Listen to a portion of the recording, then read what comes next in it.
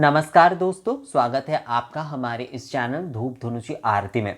दोस्तों, कोंकण क्षेत्र से एक भाई ने मुझे मेल पे कहा है कि उनके परिवार के जो आरती की पद्धति है, यानी कि उनके परिवार के जो पंच निराजन पद्धति है, वो मेरे कहे हुए पंच निराजन पद्धति से थोड़ा अलग है। वो कोंकण क्षेत्र यानी कि गोवा से आते हैं। तो कोंकण क्षेत्र में और दक्षिण के तरफ महाराष्ट्र में, गुजरात में, कई अलग अलग क्षेत्रों में जो है ना आरती के कुछ अलग अलग नियम है। तो उसी विषय में जो है आज मैं प्रादेशिक आरती के ऊपर आप लोगों को बताऊंगा, क्योंकि ये भी एक कंफ्यूजन हो रहा है कि क्या जो है पंच आरात्रिक जो है वो एक ही नियम के साथ करना चाहिए या फिर हर प्रदेश में जो नियम चल रहा है आराधना के उसे किया जा सकता है। कोंकण क्षेत्र में वैसे इसे दीप आराधना कहा जाता है। धूप आराधना, दीप आराधना आरती को कहा जाता है। और आराधना शब्द एक्चुअली जैसे कि हमारे इस तरफ जो है आरती या फिर आरात्रिक, संस्कृत शब्द जो आरात्रिक है वो इस्तेमाल किया जाता है, या फिर आरती शब्द ही ज़्यादा प्रचलित है। हम लोग बांग्ला में जैसे यहाँ पर आरती कहा जाता है, तो आरती, आरुति, आरात्रिक इस प्रकार का शब्द ज़्यादा प्रचलित है। दक्षिण के तरफ सारस्वत ब्राह्मण परिवारों में यानी कि कोंकण क्षेत्र में वहाँ पर जो है आराधना शब्द ही जो है ज़्यादा प्रचलित है। तो आरती को वहाँ पर आराधना कहा जाता है। धूप आराधना यानी धूप से आरती करना, दीप आराधना यहाँ यानी कि दीप से आरती करना।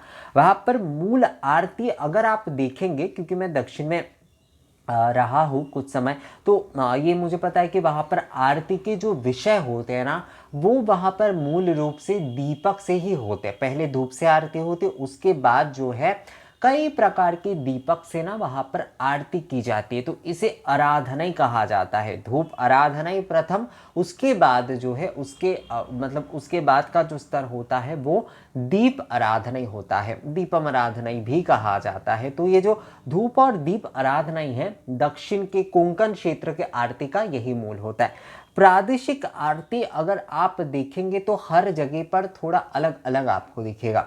जैसे मैंने उड़ीसा में देखा था कि वहाँ पर सबसे पहले जो है धूप से आरती की गई, यानी कि जो धुनुची धूप है उससे आरती की गई। उसके बाद जो है 7 बाती जलाकर जो है आरती की गई। उसके बाद जो है पंच दीपक जलाकर जो है आरती की गई। और उसके बाद फिर से जो है धुनुची धूप से आरती की गई। उसके बाद प्रणिपात की गई, शंख ध्वनि करके प्रणिपात किया गया।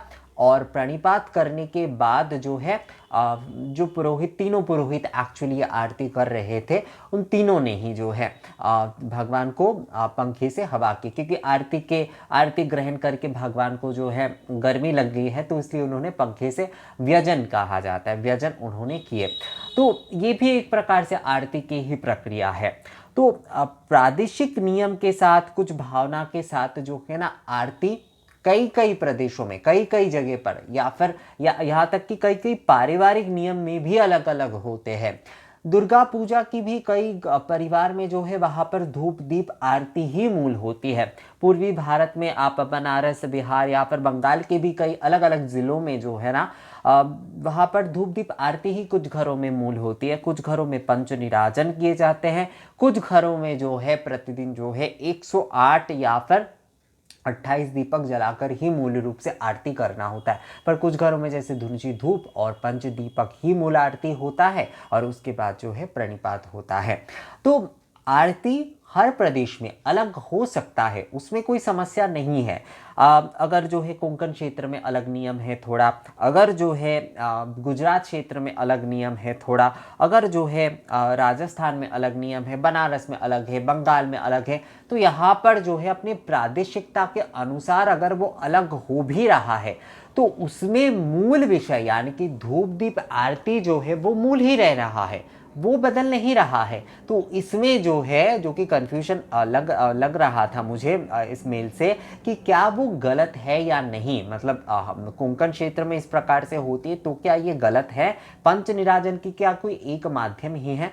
तो हमारे जो भी सारे पूजा पद्धति है, एक्चुअली सनातन जो पूजा पद्धति, उसमें एकमात्र पहली बात तो कुछ होती ही नहीं है।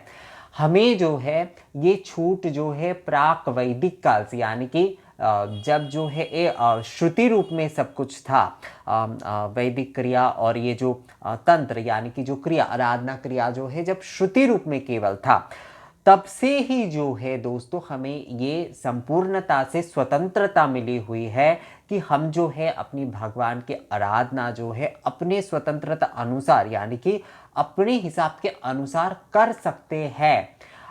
यानी कि उसमें कोई बाधा नहीं है। अगर हम जो है एक पद्धति का प्रतिदिन अभ्यास करके जो है भगवान को अगर भगवान तक पहुंचना चाहे, मतलब हमारे यहाँ पर कोई ऐसा नहीं है कि आपको यही पथ अपनाना होगा। हमारे यहाँ पर विषय ये कि आप पथ चाहे कोई भी अपना सकते हैं, आप क्रिया यानी कि तंत्र जो है आप कोई भी अपना सकते हैं, पर आपका मूल उद्देश्य अगर सही है, अर्थात आपका मूल उद्देश्य सही है, तो वहाँ पर क्रिया और तंत्र जो है वो कोई बहुत बड़ी बात नहीं है। आप चाहे वो कोंकण क्षेत्र में रह रहे तो वहाँ पर आपके कुछ अलग से नियम है, आप राजस्थान में रह रहे तो आपका कुछ अलग नियम है, बनारस बंगाल में रह रहे, झारखंड में रह रहे तो वहाँ पर आपका थोड़ा बहुत कुछ अलग नियम है। तो इससे कुछ बहुत बड़ा कुछ फर्क नहीं पड़ता है अगर आपका उद्देश्य जो है वो भगवान तक पहुँचना है। तो प्रादेशिकता की जैसे कि ये जो द्राविड़ प्रदेश की मैंने आपको बताया कोंकण और दक्षिण क्षेत्र में खासकर जो है इस प्रकार से आरती की ज़्यादा प्रचलन है। उड़ीसा में मैंने बताया, दुर्गा पूजा में, झारखंड में, बनारस में, बंगाल में, वहाँ पर भी थोड़े बहुत इस प्रकार के जैसे धूप दीप के आरती के थोड़ा होता है। उसके साथ साथ जो है पंच राजन आरती भी होती है, यानी कि धूप दीप जलपूर्ण शंख से, वस्त्र से, चामर व्यजन से जो है आरती होती है, जो कि पंच निराजन आरती होती है। मठों में मंदिरों में ये ज़्यादातर देखे जाते हैं, पर काशी विश्वनाथ मंदिर में जो है ना वहाँ पर सुबह की जो मंगल आरती होती है वो एक प्रकार से की जाती है।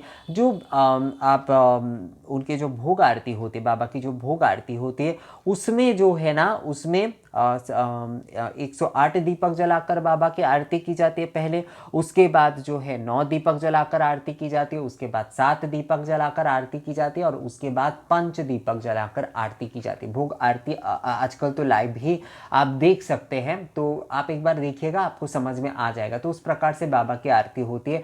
जो संध्या की आरती होती है बाबा की, जो सप्त ऋषि आरती, तो 7 जो पंडित होते हैं वो मिलकर जो है सप्तबाती मतलब 7 बाती वाले पंचदीपक जलाकर 7 पंडित मिलकर जो है बाबा की आरती करते। तो अलग अलग हो रहा है, तो इसमें कोई भी गलत विषय नहीं है कि एक ही पद्धति होगा या फिर एक ही विषय जो है हो रहा है, मतलब करना ज़रूरी है।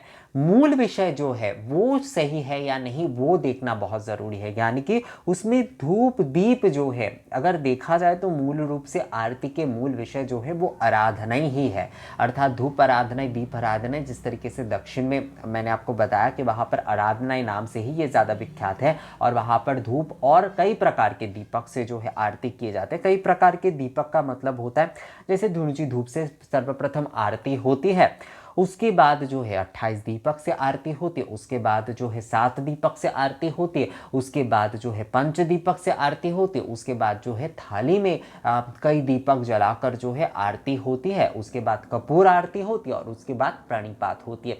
जलपूर्ण मैंने साउथ में रहते हुए जितने आरती देखे हैं, मतलब वहाँ के जो तेलुगु मतलब तेलंगाना में, मैं हैदराबाद में रहता था, तो वहाँ पर मैंने जितना आरती देखे, जितने भी आरती मैंने देखे हैं वहाँ पर इसी प्रकार से जो है ना धूप और दीप आराधना ही मूल होते हैं। हाँ, कई मठ है, कई जो है संस्था है जहाँ पर आरती होती है, जैसे भारत सेवाश्रम संस्था वहाँ पर भी है, जैसे इस्कॉन है वहाँ पर, जैसे कि रामकृष्ण मठ है, तो वहाँ की आरती की प्रथा जो है ना वो उनके तरीके से वो करते हैं। मतलब रामकृष्ण मठ की अपनी एक प्रथा है, इस्कॉन की अपनी एक प्रथा है, पर अगर प्रादेशिकता की विषय की अगर बात करें तो धूप और दीप आराधना ही है जो है वो तेलुगु प्रदेश के जितने भी मंदिर होते हैं ना वहाँ पर आपको देखने को मिलेंगे।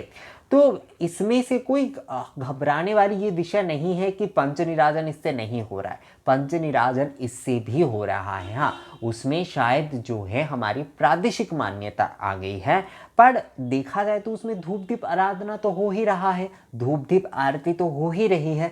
तो इसमें हमें किसी भी प्रकार की कंफ्यूजन पालने की अपने मन में किसी भी प्रकार की ज़रूरत नहीं है दोस्तों। और अगर कोई ये चाहता है कि मैं जो है इस प्रकार से, अर्थात अपने कोंकण क्षेत्र की या दक्षिण क्षेत्र की तरीके से, या फिर जो लोग कोंकण या दक्षिण क्षेत्र से नहीं है वो भी अगर चाहते हैं कि मैं धुनुची धूप से आरती करूंगा, उसके बाद जो है मैं 9 दीपक से आरती करूंगा, फिर 7 दीपक से आरती करूंगा, फिर पंच दीपक से आरती करूंगा, फिर धूप से आरती करूंगा, तो इन 5 चीज़ों से जो है मैं आरती करूंगा इस प्रकार से, इस क्रम से, तो भी तो पंच निराजन ही हुए। तो उसमें कोई गलत विषय नहीं है यहाँ पर। अगर मूल विषय जो है, हम मूल विषय से अगर ना हटते हैं तो उसमें कोई गलत विषय नहीं है, क्योंकि आरती जो है उसमें प्रादेशिकता आएगी ही, क्योंकि आरती एक भावना के साथ चलता है दोस्तों, उसमें शास्त्रीय नियम तो रहेंगे ही, धूप दीप आराधना उसके निवेदन के शास्त्रीय नियम तो रहेंगे ही, पर उसके साथ साथ प्रादेशिक भावना भी उसके साथ जुड़ जाते हैं। तो इसमें ये कोई गलत विषय नहीं है। आप जो है अगर कोंकण क्षेत्र के उस तरीके से भी आरती जो कर रहे हैं, मतलब धूप, उसके बाद कई प्रकार के दीपक और फिर धूप, या फिर जो है धूप और धूप उसके बाद 4 प्रकार के दीपक के साथ आरती कर रहे हैं, तो वो भी पंच निराजन हो रहा है। या फिर जो है आप धूप दीप जलपूर्ण शंख वस्त्र और चामर से जब आरती कर रहे हैं तो वो भी पंच निराजन हो रहे हैं। संक्षिप्त आरती में जैसे कि धूप दीप आरती मूल होती है तो वो तो हर जगह पर होती ही है, और कई जगह पर संक्षिप्त आरती में भी जैसे कि धूप से आरती होती है, उसके बाद सप्त दीपक से आरती होती, उसके बाद जो है पंच दीपक से आरती होती। तो इस प्रकार से भी आप अगर संक्षिप्त में भी आरती करना चाहते हैं अपने घर में, मतलब पंच निराजन ना करके आप संक्षिप्त में इस तरीके से बस आरती करना चाहते हैं, तो आप धूप से आरती कर सकते, सप्त दीपक से आरती कर सकते, पंच दीपक से आरती कर सकते। प्रणिपात यानी कि प्रणाम करना, साष्टांग प्रणिपात जो है वो जरूरी होता है। आरती के बाद आपको साष्टांग प्रणिपात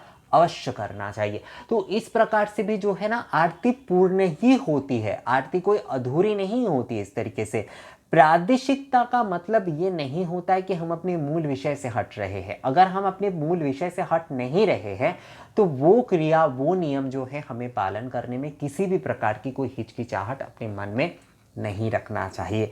तो पंच निराजन जो है, जिस भाई ने मुझसे पूछा था कि पंच निराजन जो है जिस तरीके से हमारे कोंकण की यहाँ पर करते, तो वो क्या शास्त्र विधि नहीं है, या फिर जो है वो क्या पंच निराजन विधि नहीं है? तो वो बिल्कुल पंच निराजन विधि है। आपके वहाँ पर अगर उस नियम से किया जाता है तो आप बिल्कुल उस नियम से कर सकते हैं। जैसे कि देखिए दोस्तों, भोग देने की भगवान को चलन है, तो भोग तो हर जगह पर अलग अलग दिया जाता है। दक्षिण की तरफ आप चले जाइए, वहाँ पर अलग दिया जाता है, यहाँ तक कि दक्षिण में भी तमिल में अलग सा भोजन दिया जाता है, तेलुगु प्रदेश में अलग सा, तेलंगाना में अलग सा भोजन दिया जाता है, आंध्र की तरफ अलग सा भोजन दिया जाता है, कर्नाटक में अलग सा भोजन दिया जाता है, कोंकण क्षेत्र में अलग सा भोजन दिया जाता है, मराठा में, महाराष्ट्र में अलग सा भोजन दिया जाता है भगवान को, राजस्थान में अलग सा दिया जाता है, बनारस में अलग सा दिया जाता है, बंगाल में अलग सा दिया जाता है। तो हर प्रदेश के हिसाब से ये बन रहा है, पर भोग उसमें भी हो रहा है।